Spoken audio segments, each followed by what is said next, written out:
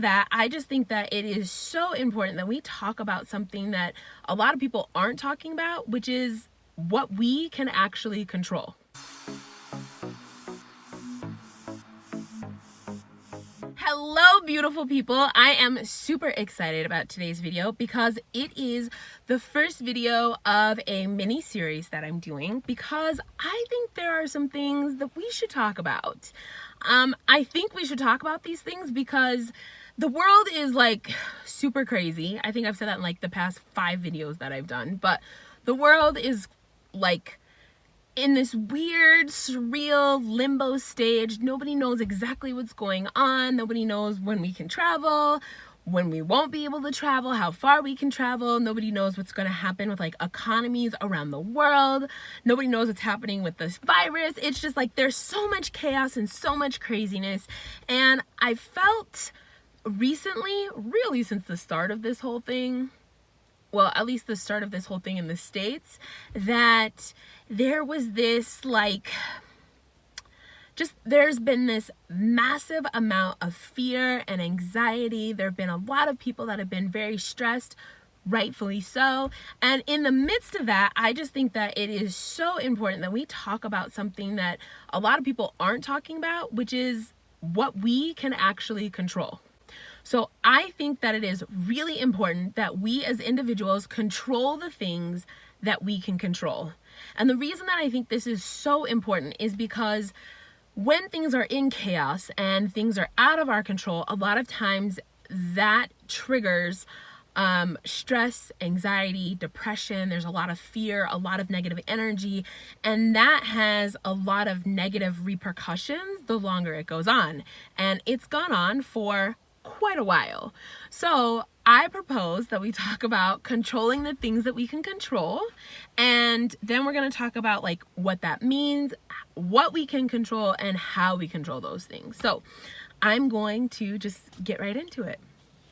All right, so first, why should we control the things that we can control? The first big reason is because, number one, it gives us a sense of security and control, right? And what that does for us mentally and physically is actually very, very beneficial.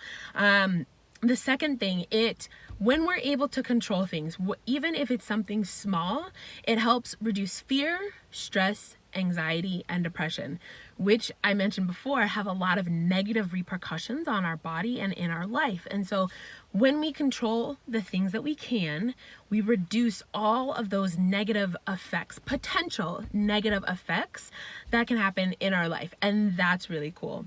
Finally, when we control the things we can control, it also increases our health and our well-being. So yes, it reduces stress, depression, anxiety, but it also has positive effects, which is awesome.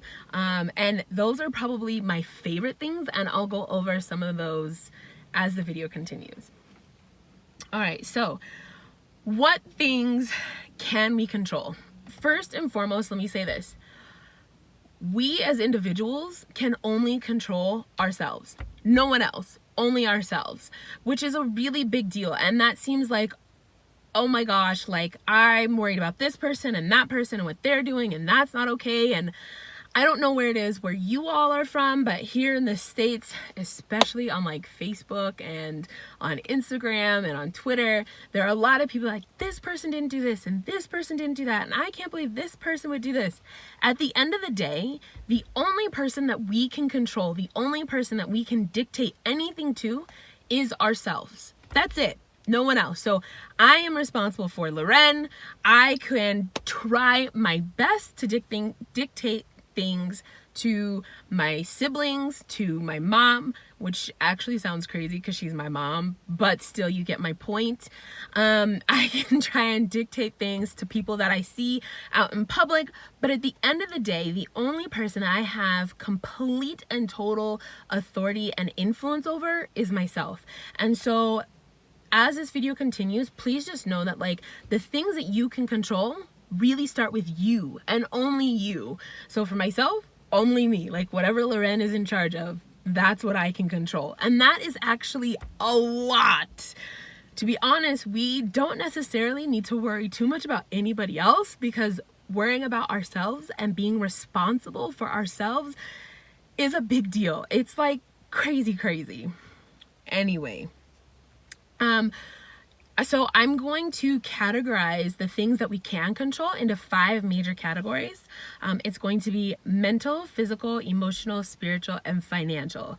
So there are 5 different areas in life that we can control, and I'm going to give you just a few examples. Okay, so the first category is mental, and in that category, the things that we can control are how we speak to ourselves. This is so important, I think, because our voice is the strongest voice to our subconscious, and that's a really big deal. And so what we tell ourselves over and over and over again is going to get solidified, whether it's positive or negative. And so if we have a negative self-talk pattern, it's really important that we develop a positive self-talk pattern. And that's something that only we can control. No one else. Not our mom, not our dad, not our family, our brothers and sisters. None of that. None of our coworkers. Only we can choose to change our self-talk and choose whether it's going to be positive or negative. The next thing that we can control mentally are our thoughts. So we have our self-talk and what we tell ourselves, right? But then we also have our thoughts and whether we're thinking positively or negatively. And I'm not expecting everyone to monitor every single thought that they have. I mean, I don't even monitor every single thought that I have because there are so many. But I do think that it is really important that when we are thinking and talking about things, that we start to, instead of thinking like, oh, this is so hard, we can reframe that and we can say, oh, this is extremely challenging and exciting, right? Instead of saying like, oh, I can never, and using an absolute that's negative, we can say, wouldn't it be interesting if, or what are the possibilities if, and we highlight something positive, right? It's the same situation, but instead of looking at it negatively and giving ourselves a negative way to think about it, we instead give ourselves a positive way to think about it. The final thing that I have is the things that we talk about. And to be honest with you, it's both the things that we talk about and the things that we listen to. Those are like so important. And actually there's a 4th one, which I will get into because I just thought about it and it's so important. Anyway, how the things that we talk about and the things that we listen to are crucial. So growing up and when I went to Hebrew school, my rabbi would say that what you write down comes to pass, what you hear you repeat, and what you say comes toward you. And the older I've gotten, the more I'm like, he was so on point. But one of the big things is that what you hear you repeat. And so if we're around a lot of negativity and a lot of people that are talking negatively, we're going to repeat that both internally, so through our thoughts, and also externally when we have conversations with people. And so I think it's really important that the thing that we can control is not what anybody else is talking about, but what we choose to talk about and engage with other people, or engage in with other people. And then the 4th thing that I just remembered, we can control the things that we see. So whether it's like movies, whether it's the things that we read, whether it is like magazine clippings or commercials or anything like that, we can control what comes in through our eyes, and that has an impact and an effect on our mind, and really in a big way. Like I said, this video is a part of a series, so I'm going to go more in depth into that, but those are all things that we can control, and that is so important. The things we can control physically. So, first thing, we can control how we respond, react, and take action. This is really important because at the end of the day, we are not responsible for what other people do. We are responsible for what we do. So if someone treats us poorly, we have a choice whether we're going to, as my mother would say, lower ourselves to their level, or if we are going to take the high road be the mature adults and do the wise thing. It's all in how we choose to react, respond, and take action. And that's so important, because at the end of the day, if we get in a fight with someone, that's our choice. We made the choice and took the action and got in a fight. It's also our choice to walk away. And I'm not saying it's an absolute, like it's black and it's white. I think there are different situations that require different things, but at the end of the day, we choose what result that we want. And it's really important that we take responsibility for those three things: how we respond, react, and the actions that we take. All right. Next, we are responsible for our personal boundaries. This is so important. And again, I'm going to go more in depth in a later video, but our boundaries are our boundaries. We should have boundaries. We should know what they are. We should set boundaries if we don't have boundaries, and we should enforce them. Personal boundaries are wonderful.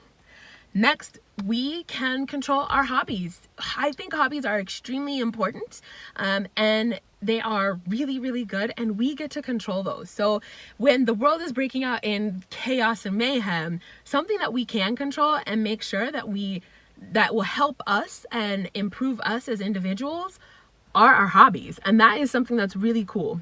Finally, we can control our health. Of course, there are things that, like surprises. God forbid anybody have cancer or have various other ailments. I know, like, I've struggled with personal health things my entire life, but at the end of the day, I'm still responsible for my health, right? So a really good example is I am allergic to a lot of foods, and because I know this, I'm responsible for making sure that when I go out to eat, if I go out to eat, that I can eat the food that's prepared for me.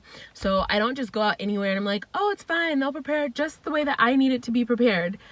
A lot of times people don't, and it's not because they have ill will toward me or they're trying to kill me. It's just they're not used to my level of allergies and like the things that I have to do, like so that I don't get sick, right? So to prevent that, to be responsible and control my health and make sure that I stay healthy, I will either prepare my own food and bring it, or I will ask, if we're going out to eat, I will ask a million questions. And sometimes it sounds crazy, I just opt not to eat at dinner, and I will enjoy and be really social, and then I'll eat when I get home, because it's better for me not to eat out in a restaurant and then to end up sick and like ruin the night for everybody, So anyway, that's just an example. We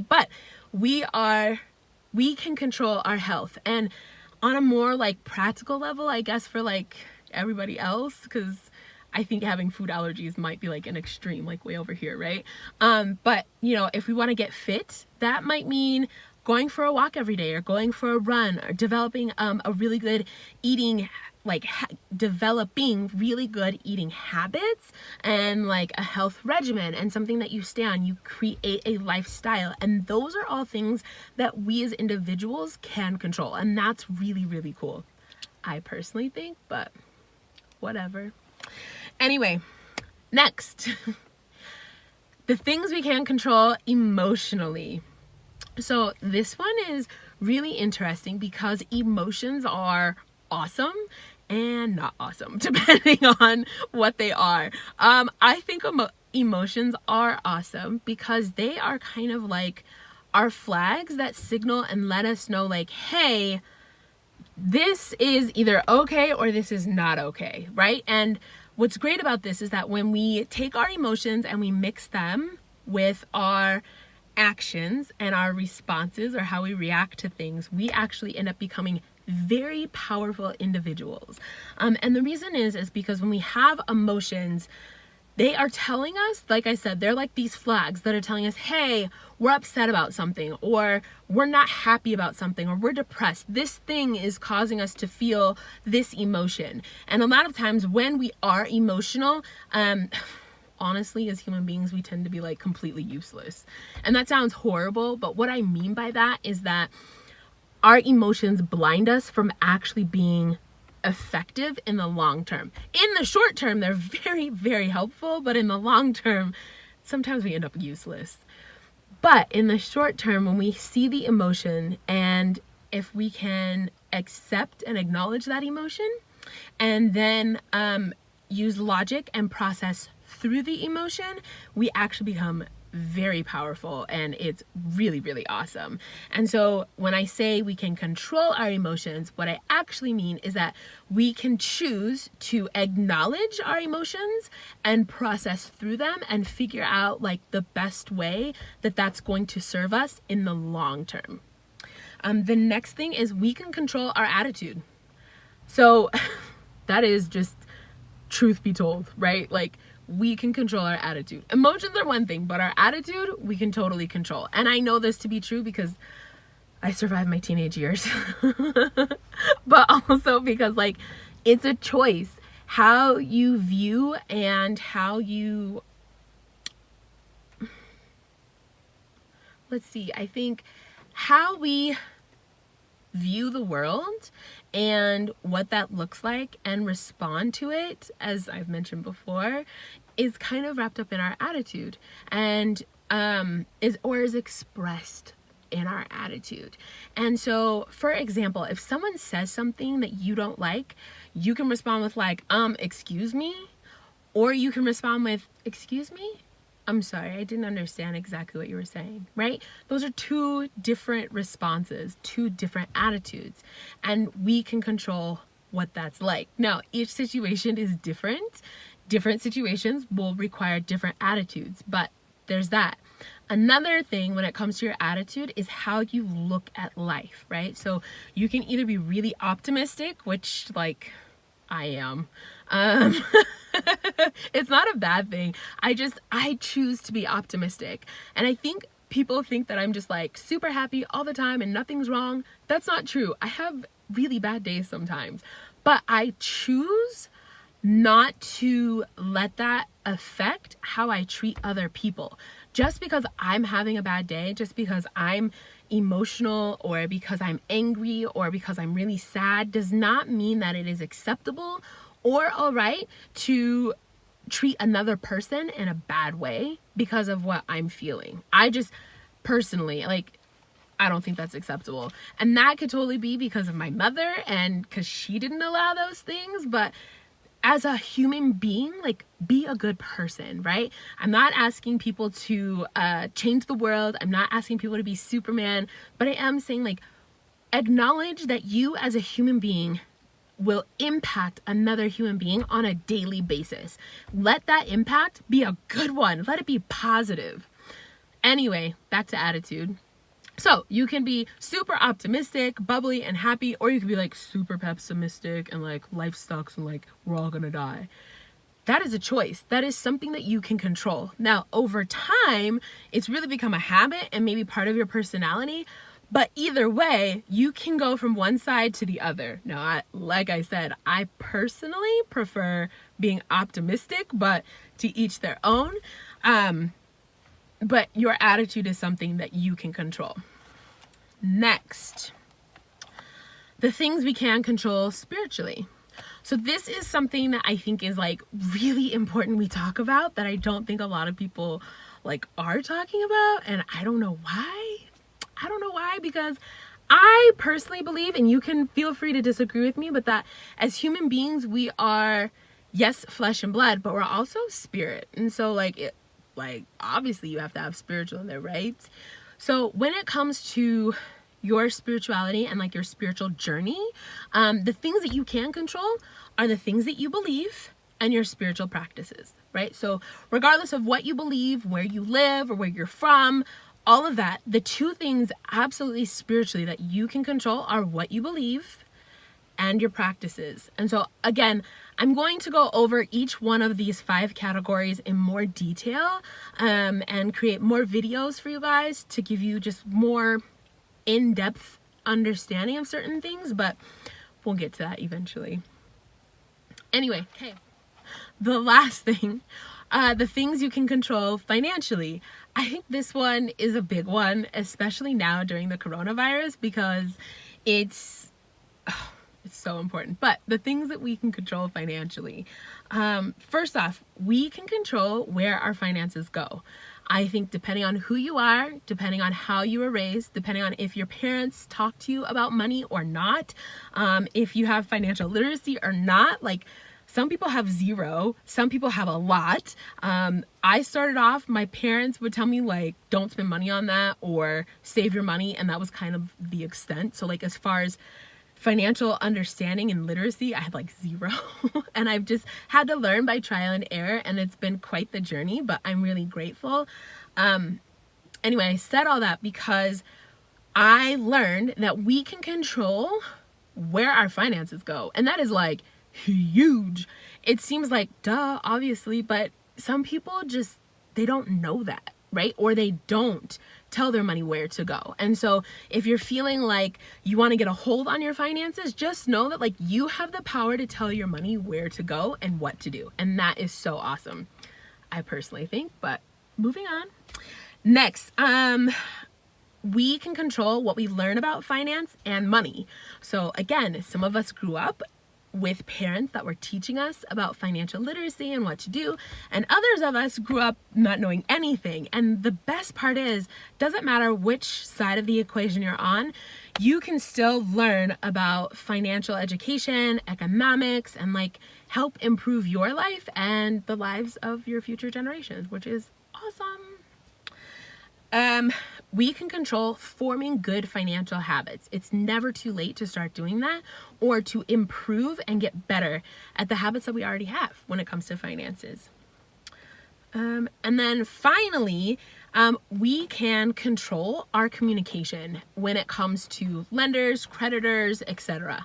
So whether it's like you have a credit card that you aren't able to pay because of the Rona, or whether it's like an investment, something that you want to do and you're not too sure how to do it. The beautiful thing is that like we can control how well we communicate and are able to get those things taken care of, at least on our end, right?